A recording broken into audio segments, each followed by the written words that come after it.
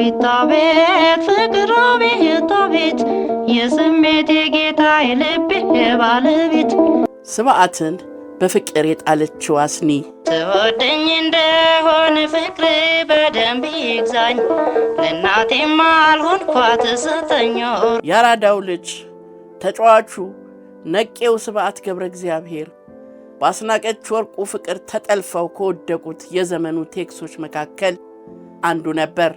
ስብዓት የውበት አድናቂ ብቻ አልነበረም፣ ለውበት የተለየ ፍቅርና ስሜት የነበረው ሰው ነው። እንደውም ውብ ወጣት ሴቶችን ሥጋ የለበሱ አበቦች እያለ ነበር የሚጠራቸው። ከእነዚህ ውብ አበቦች መካከል አንዷ አስናቀች ወርቁ ነበረች። ስብዓት ስለ አስናቀች ወርቁ ሲናገር እንዲህ ብሎ ነበር። አስናቀችን በወጣትነቷ መመልከት ለወንድ ልጅ እጅግ ከባድ ፈተና ነው። ውብ ሰውነቷንና እነዛ የሚያማምሩ ዓይኖቿን አይቶ ሳይሸነፉ ማለፍ የማይቻል ጉዳይ ነው። ስብዓት ይህንን ያለው የአስናቀች ወርቁን የውበት ፈተና ተፈትነው ከወደቁት መካከል አንዱ በመሆኑ ነበር። እንደገና ፍቅር እንደገና እንደገና መውደድ እንደገና። ይሁን እንጂ የአስናቀችና የስብዓት ፍቅር ለረጅም ጊዜ የዘለቀ አልነበረም። ለወራት ያህል እጅግ በተጋጋለ ፍቅር ውስጥ ከቆዩና ውብ የፍቅር ጊዜያትን አብረው ካሳለፉ በኋላ ተለያይተዋል። የመለያየታቸው ምክንያት ይህ ነው የሚባል ነገር ግን አልነበረውም። በቃን አሉ፣ በቃቸው። ፍቅርዬ ፍቅርዬ ደህና ሁን መሄዴ ነው አሁን። አንጎራጓሪዋ፣ ቆንጅዬዋ፣ ቄንጠኛዋ፣ ዘመናዊዋ፣ ድምፀ መረዋዋ፣ ባለክራሯ፣ በአካልም በመድረክም ዴዝዴሞና የነበረችው አስናቀች ወርቁ የነ ስብዓት ዘመን የሴት ውበት ሚዛን ልክ ነበረች። አስናቀች ወርቁ የተሸፋፈነ ነገር አትወድም ነበር ይላሉ የሚያውቋት ሲናገሩ። ለፍቅር ሲበዛ ግልጽ ናት። ሁሉ በግልጽ ሁሉ በአደባባይ እሷን ያሳምናት እንጂ ለምንም ነገር ግድ አልነበራትም። ይህችን ከዘመኗ የቀደመች ለምንም ነገር ደንታ የሌላትን የፍቅር ሰው ፍቅር እየደጋገመ ደቁሷታል። ስለ ፍቅር ታማለች። እጅግ በርካታ ዘመነኞቿን በፍቅር አንበርክካለች። የፍቅር ሕይወቷ ግን የተሳካ አልነበረም። መሰናክል የማያጣው መጨረሻው የማያምር ፍቅር ነበር የሚገጥማት። የአስኒ የፍቅር ጉዞ በዘፈኖቿ ውስጥም ይታያል። የምታፈቅራቸው ሰዎች አያዛልቋትም። ጥለዋት ሲሄዱ ልቧን ሰብረው ሲለዩዋት ይታያል። ይፋ የማይወጣ የተደበቀ የማያዛልቅ ወላፈኑ የሚፋጅ ድብቅ ፍቅር የአስኒ ዘፈኖች መነሻና መድረሻ ሐሳቦች ናቸው። አንጀቴ ተጽናና መላ መላ ፍቅሬ ርቆ ሄዷል መላ መላ አልተገኘምና። አስናቀች አንድ አፍቃሪ ነበራት። በፍቅሯ የነሆለለ ሰዓት ውሎ ማደር የማይሆንለት በፍቅሯ የተሸነፈ። አስኒ ደግሞ ለዚህ አፍቃሪዋ ልቧን መክፈት አልሆንላትም። ፊት ነሳችሁ። ወጣቱ ተስፋ አልቆረጠም። ቤቷ እየተመላለሰ ተማጸናት። መውጫ መግቢያዋን እየጠበቀ ፍቅሩን ተናዘዘላት። ሁኔታው ቢያሳዝናት የጨከነ ልቧ ተለሳለሰ። በመጠኑ ትቀርበው ጀመር። እሱ ፍቅር ይበልጥ እያሰቃየው ሄደ። እሷ በሐዘኔታ የምትሰጠው ፍቅር አልበቃህ አለው። የእሱ ብቻ እንድትሆን ፈለገ። ያችን የዘመኑ ወጣትና ባለሀብት ሁሉ የሚመኛትን ቄንጠኛዋንና ዘመናዊዋን ሴት የራሱ ብቻ ማድረግን ተመኘ። ይህ ምኞቱ ታዲያ ባህሪውን ቀያየረው። ለምን ሰው አየብኝ? ለምንስ ከሰው ጋር ተነጋገርሽ? እያለ መቆጣት ሁሉ ጀመረ። ይባስ ብሎ እጁን መሰንዘርም ጀመረ። አስገራሚው ነገር ይህ ሁኔታው አስናቀችን ከሱ ከማራቅ ይልቅ ይበልጥ እንድትቀርበው ማድረጉ ነበር። ልቧን ያሸንፈው ያዘ። ቤቷም እንደ ልቡ መመላለስ ጀመረ። ከመኝታ ቤቷ እንዲዘልቅም ፈቀደችለት። ልቤ ገሰገሰ እንደገና በኩለ ሌሊት አልመጣሁት እንኳን አልተቆጣሁ። አንድ ምሽት ይኸው ወዳጇ ያለ ቀጠሮ ወደ ቤቷ ሄደ። ቤቷ ሲደርስ አስናቀች የለችም። በጣም ተበሳጨ። እንደ እብድ አደረገው። ተንደርድሮ መኝታ ቤቷ ገባ። አስናቀች እዚያም አልነበረችም። አንድ ነገር ትዝ አለው። የለፈለፈ ቁም ሳጥኗን ከፈተው። የሚያማምሩት ዘመናዊና ውብ ልብሶቿ በሰልፍ ተሰቅለዋል። የአበሻ ልብስ በአይነቱ፣ ዘመናዊ ልብሶች በየፋሽናቸው ተደርድረዋል። የአብራው የፍቅር ጊዜ ስታሳልፍ እየለበሰችው በሰውነቷ ላይ የሚያውቃቸው የውስጥ ልብሶቿ ሁሉ በረድፍ ተቀምጠዋል። ሰውየው ብስጭቱ ይበልጥ አየለ። ልብሱን ከቁም ሳጥኑ እያወረደ ይሸረካክተው ጀመር። ተቀዳዶ በተከመረው ልብስ ላይ እሳት ለቀቀበት። እሳቱን እያየ በፍቅሯ ምን ያህል እንደተሰቃየ ተናዘዘ። አፍቃሪው ወጣት ባደረገው ነገር እጅጉን ደስ ተሰኘ። እንዳቃጠለችኝ አቃጠልኳት እያለ በመንገድ ላይ ብቻውን እንደ እብድ እየሳቀና እያወራ ወደ ቤቱ ሄደ። አስናቀች ከሄደችበት ቦታ ወደ ቤቷ ስትመለስ ቤቷ እንዳልነበር ሆኖ ጠበቃት። ሁኔታው እጅግ ቢያበሳጫትም ምንም አልተናገረችም። ምንም እንዳልተፈጠረ ዝም አለች። አመድ በሆኑት ልብሶቿ ምትክ ሌሎች አዳዲስና ዘመናዊ ልብሶችን ገዝታ ቁም ሳጥኗን ሙሉ አደረገችው። በአፍቃሪዋ ላይ ግን ልቧ ቆረጠ። ወትሮም እንዳይሆን ነው መላ አጀማመራችን። ይህ ሁኔታ ታዲያ አፍቃሪዋን ወጣት ይበልጥ አንገበገበው። የአስናቀች የዝምታ ምላሽ ይበልጥ አበሳጨው። በፈጸመው ድርጊት እጅግ ተጸጸተ። ያስኒ ያለህ ቢልም የሚደርስለት አላገኘም።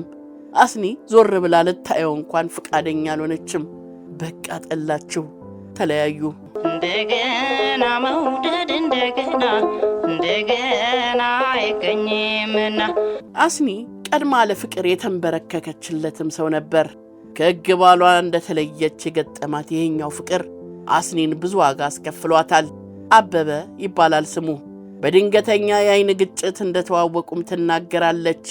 እየዋለ እያደረ ነው ልቧን ሰንጥቆ የገባው። የፍቅር ሰው ነው። ወንዳ ወንድ ወደድኩት፣ አላመነታሁም፣ ተከተልኩት። የፍቅርን መንገድ መራኝ። ልቡን ሰጠኝና ልቤን ሰጠሁት። ግልጽ ሆነልኝና ግልጽ ሆንኩለት። ገላ ለገላ ተዋወቅን። የፍቅርን ጽዋ ደጋግመን ተጎነጨን። በሕልም ዓለም እንጂ በእውንም አይመስል ፍቅርን ተመላለስንበት። ፍቅራችን ምድሯን ለቀን በአየር ላይ ሊያንሳፍፈን ይታገለናል። አብሮኝ ውሎም ሆነ አድሮ ሲለየኝ አጥንትና ሥጋ የተላቆ በድኔ ብቻ ይቀራል። የልቤም ሆነ የአይምሮዬ ሞተር እሱን ተከትሎ ይሄዳል። በቃል ኪዳን ለመተሳሰር ግን አልታደልንም። ጭንቀቱም ሆነ ፍቅሩ የኔ ብቻ ግን አልነበረም። እሱም እንዲሁ በፍቅሬ ክንፍ ብሎ ነበር። እኩል ለኩል ነበርን። አያስቀይመኝም፣ አላስቀይመውም። በተፋቀሩ ጓደኛሞች ዘንድ የማይጠፋው ቅናት የተባለው ችግር እኛም ጋር ነበር። እኔ እንደምወደው ሌላዋ ተወደው ይሆን ማለት አለ እኔ ጋ። እሱም እንደኔ የምትሆንለት የምትንሰፈስፍለት ይኖራት ይሆን ማለቱ አይቀርም። ይህ እሱንም እኔንም ያበሳጨናል። ሳያገኘኝ ሳያየኝ ከመሸ አለ ነገር እላለሁ። እሱም እንደዛው ነው። እንዳሁኑ ሞባይል የለ። እንኳን ሞባይል ተራው ስልክ ያላቸው ቤቶች በጣት የሚቆጠሩ ናቸው። እንደው ዝም ብሎ ማለት ብቻ ነበር ትርፉ ትላለች ልቧን ገዝቶ ለወራት ያሰቃያትን ፍቅር ስትናገር። አቤት አቤት ፍቅር አቤት አቤት የስሜት የጌታ የልቤ ባለቤት። አስናቀች ይህንን የልቧን ድንበር አልፎ ያሸነፋትን ፍቅር ስታወጋ ስሜቷ ልውጥ ይላል። ደርሶ ሰፍሰፍ ትላለች፣ ትብከነከናለች። ስለዚሁ አሳሯን ስላሳያት ፍቅር መጨረሻ ስታወጋም በጥልቅ የሐዘን ስሜት ውስጥ ሆና ነው። አንድ ጊዜ ደብዳቤ ጽፎ በላይ መረሳ ለተባለ በአክተርነቱ በተለይ በአስቂኝ ድራማ ውስጥ ከተስፋዬ ሳህሉ ጋር ይቀርብ ለነበረውና በቅርብ ለማቀው ጓደኛችን ላከልኝ። ደብዳቤውም የሚለው አስናቀች፣ የኔና ያንቺ ነገር አበቃ፣ ደህና ሁኚ። እኔ ሚስት ላገባ ጨርሼ እየተዘጋጀው ነው፣ አንቺንም ይቅናሽ ይላል። ኡኡታይን አቀለጥኩት። ኡኡ ስል በላይ መረሳ ጥሎኝ ሮጠ። ወዴት እንደደረሰ ትዝ አይለኝም። ከዛ በኋላ እኔ ልኝናዬን ሳትኩ። ልተኛ፣ ልቀመጥ፣ ገደል ልግባ፣ ሜዳ ላይ ልንከባለል አላስታውሰውም። ከእንቅልፉ እንደነቃ ደካማ ሰው እየተንገዳገድኩ ወደቅኩ። አጠገቤ የነበሩ ሰዎች ደጋግፈው አንስተው ወደ መኝታዬ እንደወሰዱኝ ትዝ ይለኛል። ኧረ የሱ ነገር ምን ስፍር ቁጥር አለው? ልርሳህ አልረሳም፣ ኧረ ከልቤ ውጣ አልወጣም። ሰውነቴ መሟሟት ጀመረ። የማደርገው ነገር ሁሉ ማንንም ግራ የሚያጋባ ሆነ። ተሰቃየሁ። እስቲ አስረዳኝ ነገር አይልወቀው ልቤ ላንተ ምነው የማይቆርጠው። የእሱ ታሪክ በዋዛ የሚለቃት አልሆነም። ስቃይዋን ለብቻዋ ስታስታምም ቀናት ተቆጠሩ። ከቀናት በኋላ ግን ተመልሶ መጣ። እንደሚወዳትና ሊለያት እንደማይችል እየነገረ አባበላት። እርቅ ወረደና ፍቅራቸው ቀጠለ። ይህ ያሁኑ ፍቅር ግን እንደ ቀድሞ አልነበረም። አዳዲስ ነገሮች መታየት ጀመሩ። አፍቃሪዋ ባህሪውን እየቀየረ ሄደ።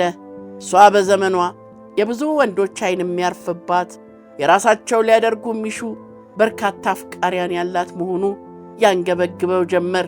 በትንሽ በትልቁ ነገር እየጫረ በየአደባባዩ ይደበድባት ያዘ። አንድ ቀን ጓደኞቿ ፊት አፍንጫዋን በቦክስ መቷት ደም በደም ትሆናለች። ይህን የተመለከተች ጓደኛዋ በጣም ተናዳ ለምን እንደዚህ ትመታታለህ ብላ በቁጣ ስትናገረው አስናቀች ተበሳጨች። እንኳን መታኝ ደግ አደረገ አለች። ይባስ ብላም ከሱ ጋር ተያይዛ ወደ ቤቱ ሄደች። ይህ ሁኔታዋ የቅርብ ጓደኞቿንም ሆነ የወዷት የነበሩ አፍቃሪዎቿን ጭምር ያሳዘነ ሆነ። ቀስ በቀስም እየራቋት ሄዱ። ይህ ነገር ታዲያ አስናቀችን ብዙም አልረበሻትም። የልቧ ንጉሥ አብሯት ነበርና የፍቅር በሽታ የለው መድኃኒት አይኖች ውሎ ሲያድር ነገር ዓለሙ መልኩን እየለወጠ ሄደ። አንዳንድ ለሷ የማይጥሙ ነገሮችን እያየች ሄደች። ያኔ ታዲያ አስናቀች ልቧን አጠቆረች፣ እግሯን አሳጠረች፣ መሰብሰብ ጀመረች፣ መንገዷን ቀየረች። የእሱ ያለህ ማለቷን ተወች። ለማይበጃት ፍቅር መብከንከኗ ቆጫት። ከብዙ ትዕግሥት በኋላም ወሰነች። ሲበቃ በቃ ነው አለች። ፍቅረኛዋ ግን መቁረጧንም አላመነም። ልማዷ ነው፣ ቆየት ብላ ትመጣለች እያለ ጠበቃት። ማምረሯን ሲያውቅ ደጋግሞ ደጅ ጠናት።